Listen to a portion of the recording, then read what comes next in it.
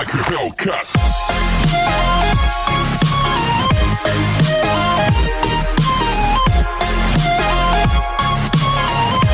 Yes, exercise 3, question number 1. Prove that this is equals to 0. So LHS is 2 cos pi by 13 into cos 9 pi by 13 plus cos 3 pi by 13 and cos 5 pi by 13, like this. અહીંયા plus છે, sorry. તો simple છે. આ first two ટર્મમાં 2cc કરી નાખીએ. તો 2cc is equal to c plus c હતું. આને એઝ ઇટ ઇઝ રહેવા દો, આનું કશું નથી. તો 2cc that is c plus c એટલે cos પહેલા એંગલનું એડિશન.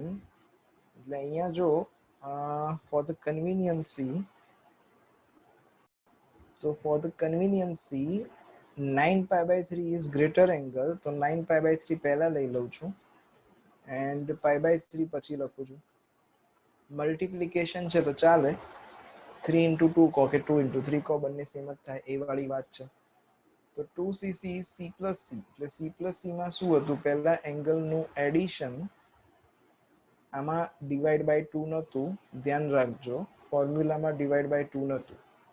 તો 2cc is c plus c, તો પ્લસ cos એંગલનું સબટ્રેક્શન, તો it is 9 pi by 13 minus pi by 13 and plus cos 3 pi by 13 plus cos 5 pi by 13, like this.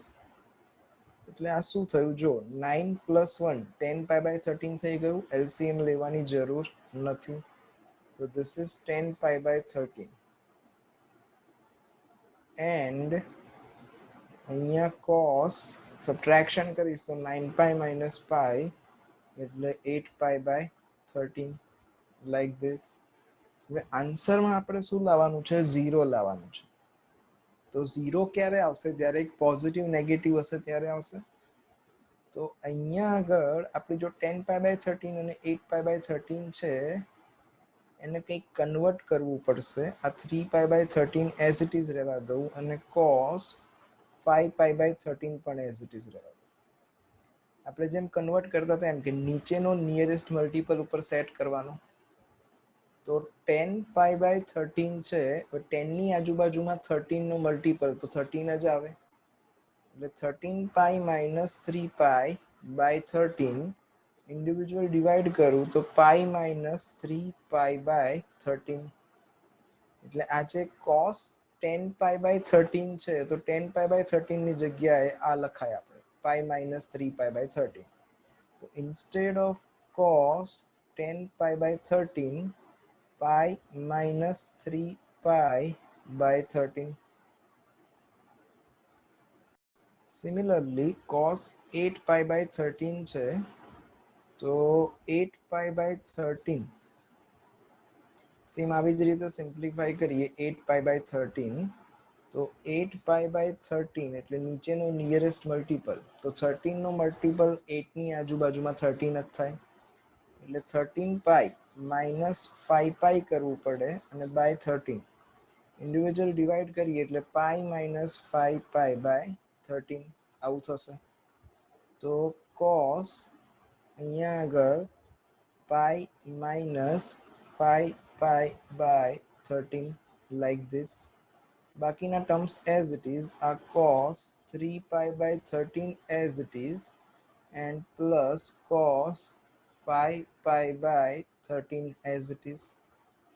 હવે પેલું unit circle recall કરીએ તો પાઈ ક્યાં આવતા હતા, પાઈ અહીંયા a ડેશ પર આવે.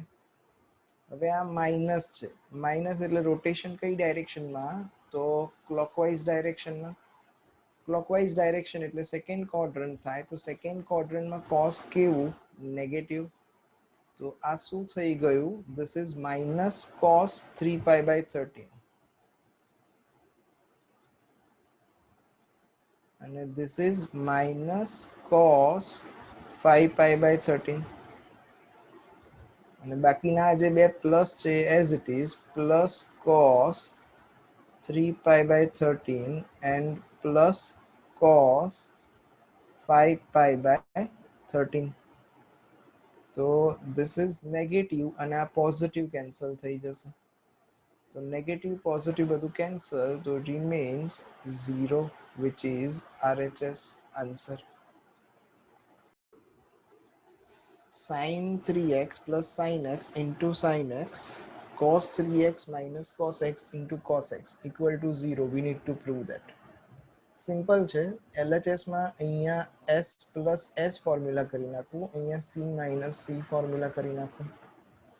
તો લેટ્સ સ્ટાર્ટ વિથ LHS અને s પ્લસ s નું ફોર્મ્યુલા. તો s પ્લસ s એટલે 2sc.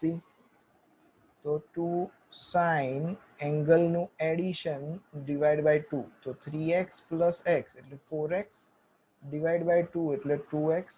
ધ્યાન રાખજો ક્યારે ડિવાઈડ બાય 2 કરવાનું અને ક્યારે નહીં કરવાનું. તો s plus s is equal to 2sc લખો તો ડિવાઈડ બાય 2 કરવાનું, અને 2sc is equal to s plus s લખો તો ડિવાઈડ બાય 2 નહીં કરવાનું. ઓકે, તો 2sc એટલે 2 sin cos. હવે એંગલનું સબટ્રેક્શન, તો 3x minus x એટલે 2x, 2x by 2 એટલે x into sin x like this, plus c minus c. તો c minus c એટલે minus 2ss. તો minus 2 sin એંગલનું એડિશન. તો 3x plus x એટલે 4x by 2 એટલે 2x, and sin એંગલનું subtraction by 2 એટલે sin x into cos x like this. આ શું થઈ ગયું? sin x અંદર મલ્ટીપ્લાય કરી દો. So this is 2 sin 2x cos x into sin x. Minus 2 sin 2x cos x into sin 2x. તો આ પોઝિટિવ છે અને આ નેગેટિવ છે, બે કેન્સલ એટલે remains 0. So that is RHS answer.